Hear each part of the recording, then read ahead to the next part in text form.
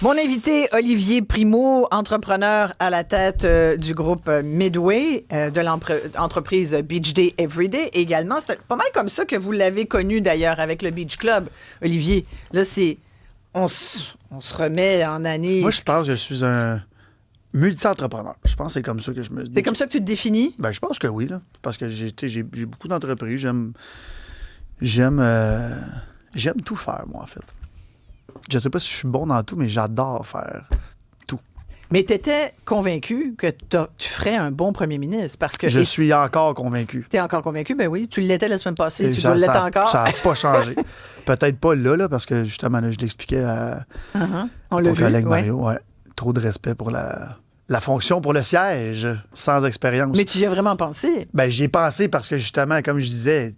Le monde m'en parlait. En fait, tout le monde m'en parlait. Fait que là, t'es obligé d'y penser parce que si tu y penses pas, ben là, t'écoutes pas les gens. Moi, ce qui me fascine, c'est comment t'expliques que tu sois...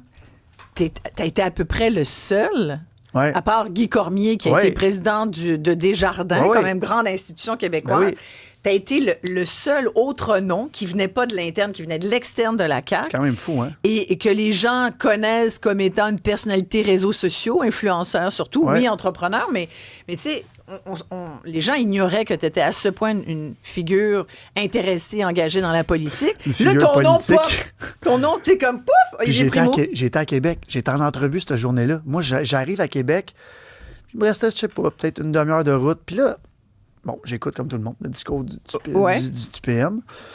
Puis là, mon cellulaire, je tac. Puis là, ça commence. Puis là, des gens justement de la colline parlementaire qui m'écrivent, puis ci, puis ça. Puis là, j'arrive à... Olivier, vas-tu y aller? Ben, c'est ça. Puis là, j'arrive j'avais mon entrevue, fait que je fais mon entrevue, puis je parle aux gens, parce que bon, c'est mes amis là-bas. Fait que pendant 1 heure, je touche pas à mon téléphone. Et là, je reprends mon téléphone 1 heure après. Tous les journalistes, ton ami Mario, tout le monde, là, Radio-Canada, là j'étais bon... Mais comment t'expliques que tu te sois ramassé là? Premièrement, je m'exprime beaucoup sur la politique depuis 2 ans. Mais il y en a d'autres. Il y en a beaucoup d'autres. Pourquoi, toi, tu t'es rendu dans cette liste-là? Mais c'est peut-être parce que je suis clivant. Parce que je sais critiquer la CAQ et je sais dire les bons coups aussi. Fait que, à un moment donné, si tu fais juste critiquer sans donner de solution, sans rien faire, bon, là, il y en a qui nous écoutent, qui nous regardent, qui vont dire non, c'est pas vrai parce qu'ils pensent pas comme moi, puis c'est bien parfait. J'adore l'argumentation. Puis, tu sais, j'ai tellement beaucoup de... Comment je pourrais dire ça? Mes réseaux sociaux sont tellement gros que je rassemble des gens, que ce soit justement pour la discussion ou parce que les gens m'aiment ou parce qu'ils m'aiment pas. Fait que, je sais pas. Là, c'est parti dans l'univers du politique. Et là, c'est fou. Puis là, encore une fois, ça fait quoi, 10 jours? Là? Ouais. À tous les jours. Il n'y a pas de gens. Encore? Depuis? Non, mais énormément de gens. Là. Ouais. Je suis rentré tantôt avec des collègues, monsieur le premier ministre. Ah ouais. Ben là c'est la joke aussi. Ouais. Fait que, les gens te la font, cette blague-là? Ben tout le temps, à tous les jours.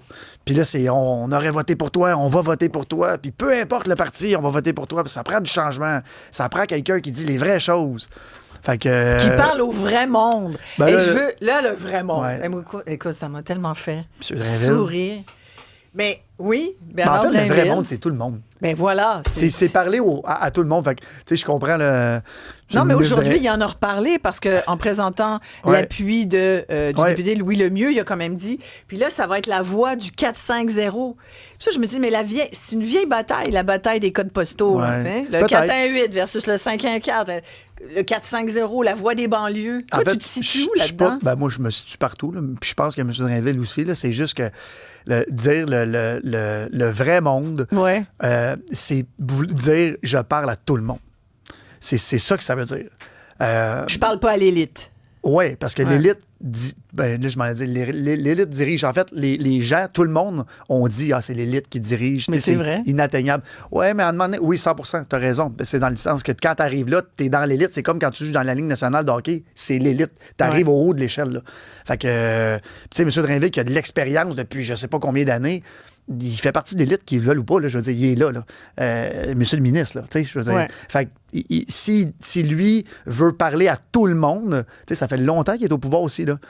Fait que c'est difficile de parler à tout le monde quand tu es élu à, mettons, je sais pas, 35 Ça fait 7 ans, là. 7 Ça fait ans. 2 mandats. Oui, oui. Puis, ça t'impressionne, toi, ça? Monsieur le ministre, monsieur le premier moi, c'est ministre? parce que le décorum... Est-ce que la fonction t'impressionne? Ben, moi, ça m'impressionne beaucoup parce que, tu sais, dans mon petit coin d'entrepreneur, je sais ce que je gère comme business qui est déjà tellement difficile.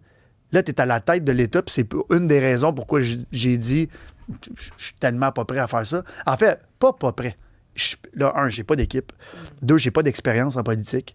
Tu sais, je mange Puis il mon... en faut, là. Ben oui. Est-ce que je serais un bon politicien? Sûrement. Est-ce que je serais un bon premier ministre? Sûrement. Pourquoi tu dis que tu serais bon? Ben parce que je sais bien m'entourer. Ça, c'est un défaut. Ouais. Exactement, qu'il y a beaucoup de personnes. C'est pas un one-man show. Fait que, tu sais, quand tu sais bien t'entourer, puis je le dis souvent, moi en affaires, mon père m'a élevé comme ça, tu t'entoures des gens meilleurs que toi partout. Fait que c'est ce que je fais depuis que je suis tout jeune. Tu sais, j'étais dans l'IGA, je m'entourais des meilleurs. J'allais chercher le meilleur gérant de fruits, le meilleur directeur. Fait que, tu sais, oui, c'est toi, mais tu rassembles tu rassembles le groupe. Là. C'est ça le but, c'est d'être rassembleur. Tu peux pas être un premier ministre, t'es pas rassembleur. Là. Je veux dire, qu'on aime ou qu'on n'aime pas M. Legault, c'était un grand rassembleur. C'est encore un rassembleur, je veux dire. Mais tu sais, il faut... L'autre truc aussi, là. Tu sais, en entrepreneuriat, c'est tellement facile parce que tu as ta clientèle qui peut monter puis qui peut descendre. Mais tu l'as, ta clientèle. Ceux qui n'achètent pas ton produit, ils te disent pas « je te déteste » ou « je pense pas comme toi » parce qu'ils n'achètent pas mes canettes. Ils n'achètent pas mes canettes, excusez. Quand tu es premier ministre, tu es élu avec, mettons, là, demain matin, là, le PQ, t'as quoi, 34, je pense, là, un truc comme ça. Il y a quand même bien 66 du monde. Qui n'ont pas voté pour toi? Qui ont pris le temps de pas voter. Tu sais, ils n'ont pas dit ta canette n'est pas bonne. Tu sais, en achetant l'autre. Non. Ils ont dit je vote pas pour toi. Je pense pas comme toi. Puis je pense pas que ça serait toi la meilleure personne. C'est lourd de sens. C'est pour ça que j'ai beaucoup de respect pour la fonction. Parce qu'après, tu représentes 100 du monde en étant élu par 35 du monde, là, ou peu importe, là, ça va finir à combien. Fait que, tu sais, c'est quand même un énorme mandat. C'est un siège gigantesque. Et je suis le premier à le critiquer et je vais être le premier à me faire critiquer si jamais je suis là. Donc, tu as la capacité très grande d'aller bien t'entourer. Tu as dit, je suis bon à bien m'entourer. Et à me faire critiquer. Ça, tu acceptes la critique. Ben, je pense que oui. Ça, il faut. Ça vient avec. Ça vient Quelle avec. autre qualité de premier ministre tu as? Je pense que je suis un très bon communicateur. J'aime dire les choses justement pour que tout le monde les comprenne. Ouais. Parce que moi, je veux comprendre aussi quand quelqu'un me parle. Tu sais, moi, je viens d'un petit village de Sainte-Martine. Fait que moi, tu sais, quand j'étais plus jeune, l'élite, là, on dit l'élite, là, c'est compliqué, là, c'est tout le temps des grands mots. Fait que, tu sais, c'est pour ça, je pense qu'il y a autant de personnes qui aiment ou qui n'aiment pas quand je parle de politique ou de danger de société, comme ça. Justement, parce que je dis des mots que tout le monde comprend, dont moi, en passant. Je suis pas en train de dire que... Fait que, c'est ça. Je suis un bon communicateur, je suis un bon rassembleur. Déjà là, c'est 2 énormes qualités là, pour faire de la politique. Après, ça, c'est sûr, c'est comme une base. Après, il faut que tu aies une vision pour le Québec. Il faut que tu aies une... Toi, ton Québec idéal, quand tu regardes le Québec aujourd'hui, là, qui s'arrache encore entre les bleus, les rouges, les indépendantistes, les nationalistes, les souverainistes, les fédéralistes... il y a tellement encore de débats sur l'identité. J'ai l'air tanné quand je le dis comme ça. Je pense que tout le monde est tanné. Mais c'est vrai qu'il y a comme un peu une... il y a certaines personnes qui sont un peu tannées, un peu fatiguées, lasses de voir qu'on n'avance pas là-dessus. On est blasé de voir que ça n'avance pas. Ouais. Puis tu sais, je le répète souvent, moi, je suis un gars de droite économique, là, je pense que tout le monde le sait. En même temps, au Québec, c'est quoi la droite? Oui, mais t'es de centre droit. C'est ça, exactement. Le but, là, en ce moment... T'es comme Christine Fréchette, qui a dit qu'elle était de centre droite économique. Est-ce qu'elle l'est? On va le voir. J'ai hâte de voir ça. Mais tu sais, on revient au début de la CAQ. C'est un parti de centre économique, là, de droite. Puis le Québec, on a accepté depuis des années d'être de gauche socialement. Puis moi, je trouve ça bien correct. On fait de l'argent, on paye, aucun problème. Nous, ce qu'on veut, puis je pense, là, je parle pour une grande majorité, c'est d'avoir les services qu'on nous promet et de la qualité qu'on nous la promet. Fait que, pour les montants qu'on paye. Exactement. Tu sais, on paye des montants, mais stratosphériques en passant. Ouais. Mais tu sais, je m'en venais ici. là, je suis pas Montréalais, je paye pas de taxes à Montréal, mais les routes ici, c'est catastrophique. Là, je sais que ça revient toutes les années. Le monde, ils vont me dire, oui, on est une ville hivernale, il y a du sel. Je comprends, là. Mais au nombre de taxes que les Montréalais payent, c'est... Mais en même temps, tu vois ce qui se passe en ce moment. Là, il y a une administration municipale qui vient de débarquer il y a un mois, qui ouvre le garage de l'équipement hivernal, qui se ramasse avec un équipement sur deux qui marche pas, parce que l'administration précédente, peut-être consciemment, coup-chien, t'imagines? Mais hypothèse. Ils se sont dit, écoute, on répare rien, ils s'arrangeront avec. Ça se peut aussi. Ben ça, c'est une critique que j'ai faite longtemps sur l'administration Plante. Là, quand même, là, les cols bleus sont allés, eux, c'est parce qu'il y a une convention collective qui est échue depuis un an. Penses-tu que l'administration précédente avait hâte de régler? Ils ont pelleté ça par en avant en disant, elle s'arrangera la prochaine administration. Là, ils ont perturbé l'hôtel de ville tantôt. Ça, j'ai vu ça là, tantôt. Là. Mais ça, c'est le gros problème des villes ici. C'est que des grosses villes comme Montréal, on n'a tellement pas d'argent ils sont obligés de pousser par en avant des problèmes. Fait qu'est-ce que le problème qu'ils ont choisi l'administration Plante, c'était justement là, l'entretien, le ci, le ça. Tu sais, moi, je parle souvent d'eau. L'aqueduc à Montréal. Ouais. Non, mais ça, on dirait qu'on n'en parle pas. Avant Noël, j'ai été avec la mairesse de Longueuil, Mme Fournier. Oui. J'ai visité l'usine de traitement d'eau. Elle me disait combien ça allait coûter dans les prochaines années. On parle de milliards de dollars qu'il va falloir qu'elle refile la facture. Comment ils vont faire, les gens de Longueuil, pour payer ça? Montréal, c'est encore pire. Je veux dire, tout est à refaire ou presque. Là. Si vous prenez la map de Montréal, il y a, je ne sais pas c'est quel site là, déjà là, qui la propose, tout est rouge. Tout est à changer. Ça, c'est des milliards et des milliards et des milliards. Au niveau des conduites d'aqueduc. À Montréal. À Montréal. Juste les aqueducs. Ça, c'est sans les usines de traitement d'eau qui sont à refaire puis tout ça. Comment on va payer ça? Fait que là, qu'est-ce que l'administration qui est là va repousser par en avant? Ils n'auront pas le choix. Mais toi, tu vois ça comment? Ben là, premièrement, les budgets. Là. Parce que là, l'eau, maintenant, tu ne connaissais pas grand-chose avant, mais là tu connais un peu plus. Je connais. Ben, en fait... l'eau, c'est important. Là. Ben, l'eau, c'est important. En fait, les ressources naturelles au Québec sont importantes. Ça fait des années qu'on en parle, qu'il faut qu'on devienne riche, qu'on crée de la richesse. Moi, je pose tout le temps cette question-là, puis c'est quand même bizarre, la réponse. C'est notre dernier grand projet de société, c'est quoi? Ça a été quoi, le dernier grand projet de société?